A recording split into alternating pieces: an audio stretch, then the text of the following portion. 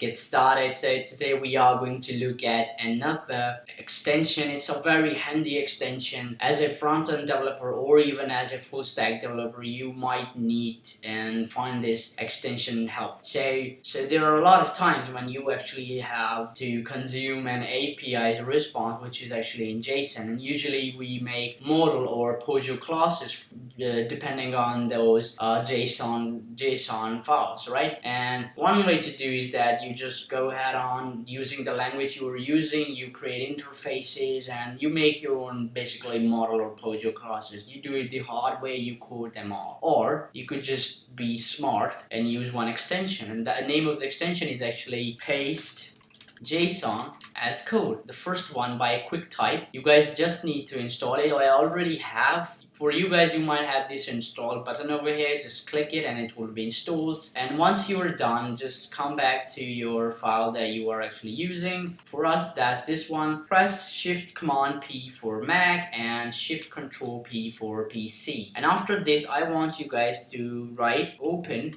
QuickType. Yes, there we go. Open QuickType for JSON. Once you click it, it would automatically convert your JSON into this TypeScript code. Now you guys might be thinking, hey, this is just for the TypeScript. If I'm working in C# or Java or Swift, Ruby, what should I do then? I would have to write it on my own. No, you don't have to. Basically, just press Shift Command P again, or Shift Control P for the PC guys, and just write set QuickType target language. Press it, and there are a lot of supported languages, for example C#, C++, even the Dart, even Java, Go, Kotlin, Python, Ruby, whatever language you actually want, you could just go and convert it. So I'm going to use the C# for now.